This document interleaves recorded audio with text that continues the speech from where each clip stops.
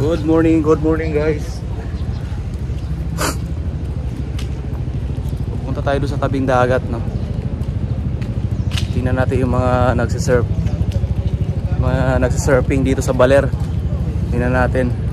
Doon. Mula doon sa aming apartment papunta dito sa dagat ay mga ano lang 150 meters, no? Yung distansya. So tara, tingnan natin yung dagat. Yun, ito yung boulevard ng Baler, oh.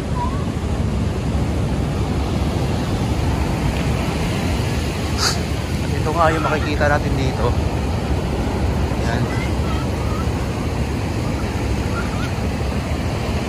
Yan. Napakalakas ng alon. So yung makikita natin ay mga nagsisurf lang, no? Yan. Surf dito. Yan. Surfing. Sana all, magaling mo surf. Oh, galing ah.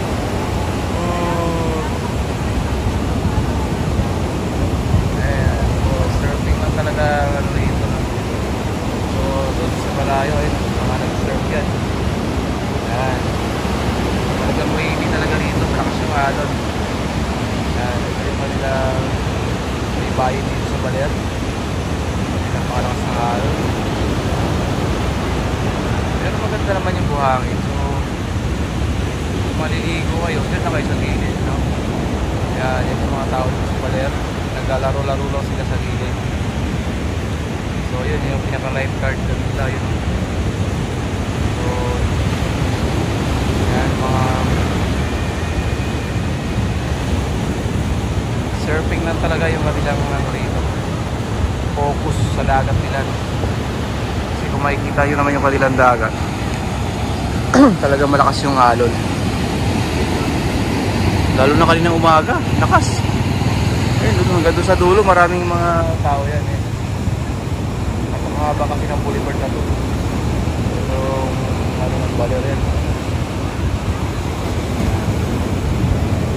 Ito naman yung mga hotel na malapit na talaga sa ano yan. Dito pwede kayo mag-camping, no? Maglagay ng tent. Yung hotel namin doon, so namin yan, yung building na yan. Yan. So, ito naman yung boulevard ng kanyang Baler. So kung magsiswimming, wala, hindi ito pwede. Mga bata kailangan patay sarado dahil delikado yung alon. Pwede mahigop yung anak mo pag tinamaan ng karet ng alon, no? Ayan. So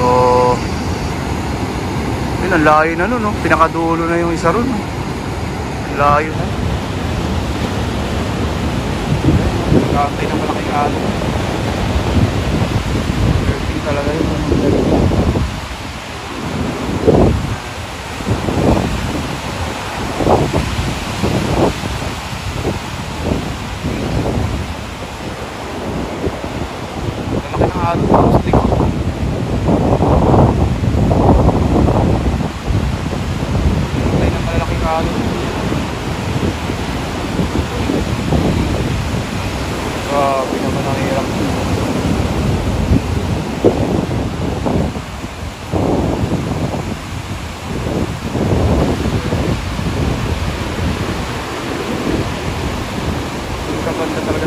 Malalaking alon talaga dun.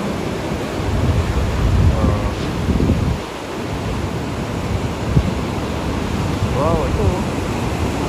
Meron dito, ayun. Kaya ipag-trend ko. Wow. Subok siya, susubok siya.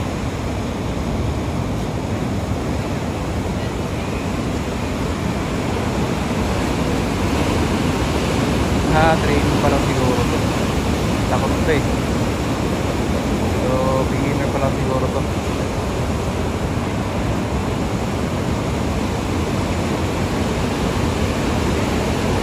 Yung mga pro nandun malayo.